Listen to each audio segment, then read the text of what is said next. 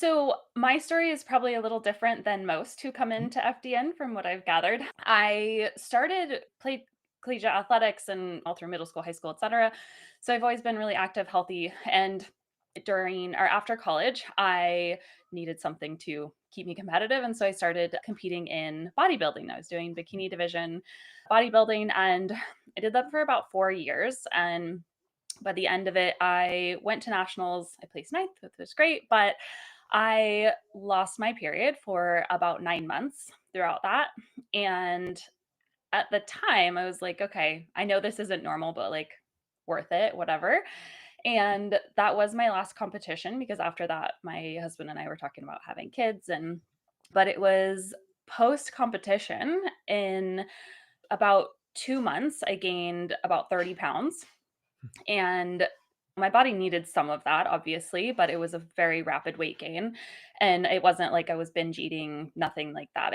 Went back somewhat normally to eating. And I really even hadn't restricted food that much. I was honestly, I didn't drop below like 1,800 calories, but once I hired a coach, she had me eating like 2,400 calories and 300 grams of carbs, and which that is definitely not what I was doing prior to that. And so my body took a big hit and I gained that 30 pounds and I could not lose it. It was stuck with me. I tried all the things that I knew. I was following macros and I tried intermittent fasting and I was eating clean. I did whole 30 and all the things. And my body was just like, nope. And that was my first real exposure to hormone imbalance and dysfunction. And that wasn't the start of my FDN like search. Luckily, I just intuitively was like, okay, I need to stop dieting. I need to just start nourishing my body.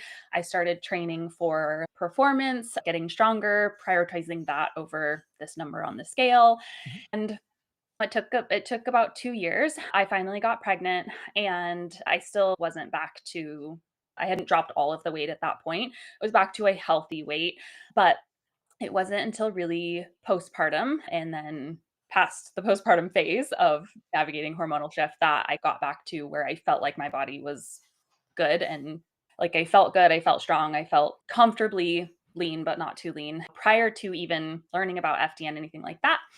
Fast forward probably 5 years or so, and I've been coaching women in person and I was working out of a gym, so I would see them session by session, and we were mainly prioritizing workouts. And while we touched on nutrition, it wasn't the big thing, but I saw this correlation of women in midlife, right? 30s to 50s coming to me with these same struggles. And we do the things, we talk about protein and the foundations, but my body is not responding. They're not getting the same results that some of the younger women were getting.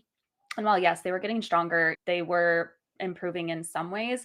They had there was something different. And then they started sharing what they were going through, perimenopause. Like I hadn't honestly even heard of it up until that point, which now it's getting better, thankfully. And I'm happy to be part of that shift. Their doctors are zero to little help. They didn't have answers for them.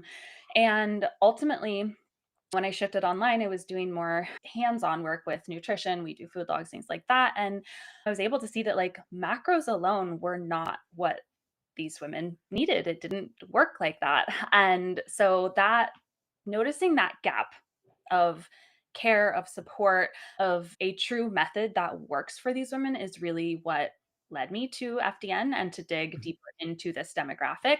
And yeah, that's a long story long, but that is how I ended up at FDN, needing to dig It's deeper. sorry. It's interesting that you said that you noticed this correlation with your clients. Hey, this group here is noticing similar symptoms or having similar experiences because one of the things you've probably noticed in FDN is we have every type of background come into this. I've interviewed, I think, physicists, if I'm not mistaken, engineers, personal trainers, everyone that you can imagine. If there was one group, not that it's overall actually common, but maybe a little bit overrepresented, if there is one group that I notice a correlation with, it is women who get into this bodybuilding or strength training scene, right? And they're so dialed in with this stuff.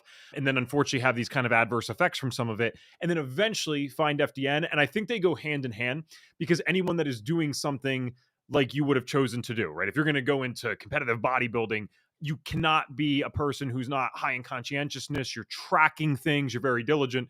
So the idea of lab testing is probably something, and data is probably something that's very interesting to your guys' personality types. So I have to ask, because there's a few things here. One, this is always actually very important to me because I'm 29. And so I attract clients when I do post stuff who are also in their 20s. The amount of women in their 20s who are otherwise totally smart, highly intelligent people that thought it was somehow normal to lose their period. Like, just, oh, this isn't a big deal. Now, you said you knew it wasn't normal, but maybe, and I don't want to put words in your mouth, maybe you were almost like underplaying the severity of it. I have to ask, just so that if they're listening right now, they take it a little bit more seriously. If you knew that it wasn't okay, what did you think was happening then that was causing you not to have this anymore when it's about one of the most natural things that a woman can experience for a set period of her life? I like how you explain that. You're like, "You're not wrong for thinking this, but you do know My that." diplomatic podcast host approach. Yeah, no, it's good. Yeah, honestly, I didn't care at the time. My goals were more important. I assumed honestly, I was like, "Okay, I can't have kids right now. That's fine. I'll deal with it later." And I otherwise, like, again, was pretty healthy, like, doing my thing, and so I was just something that I was gonna deal with in the future and I would fix later, was honestly my mindset to it, and I didn't realize the full implication of it. If I had known maybe that I would Sure. gain 30 pounds and not lose it for the next 2 years, so, like, that maybe would have changed my mindset around it a little bit, but And you maybe hit on not. 2 key things. One, we can't change this, and I'm like this, so I wouldn't wanna change it, but you're focused on your goals, right? You're gonna push forward to that. I can't even hate on it because 'cause I'm the same type of way where it's like I need something major before I'm listening. But another key thing that I think Yeah. resonates with so many individuals who would go through something like this is you said, "Well, I'm pretty healthy outside of this," right? So in hindsight, though, if your body's in a position where you were losing this, knowing what you know now, would you still consider that pretty healthy, or would you consider that, hey, this is a decent warning sign for my body that I'm asking too much of it right now? Yeah, no, yeah, you hit it on the head, and this is something I Sure. don't know if we're gonna talk about my labs, but this is something that came up that I was like, "Oh, like, I'm pretty Mhm. healthy, it's fine."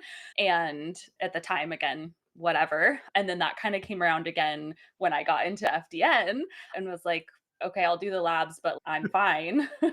And then I got them back and was like, I'm Yes. not fine, actually." I'm So, I'm yeah. tempted to jump into the labs now. We will be doing that just probably in 1 or 2 more questions because there's one other thing that I think is important Yeah. to hit on because I'm always very impressed with the people who can go through this and then be where they're at now. You might not even consider it a big deal, but I've had enough people on here to consider this a big deal. Another paradigm shift. So, not just losing the period, the calories thing.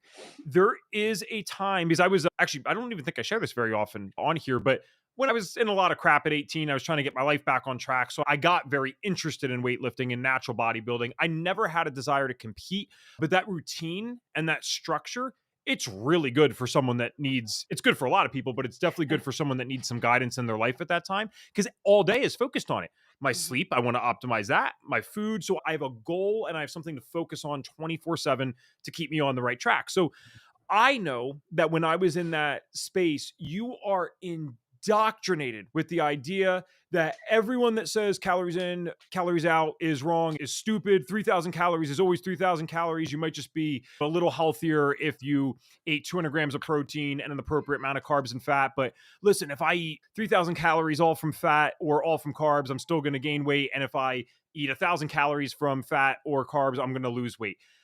They're right about the health side that yes, your body's going to work differently if you completely cut out protein and only ate fat. That's extreme. No one's suggesting that, but you get what I mean. But how hard was it to overcome that paradigm of, hey, 1,800 calories is 1,800 calories. And if I eat more, I'm going to have this result. And I'm going to eat less, I'm going to have this result. Was it hard to get out of that idea?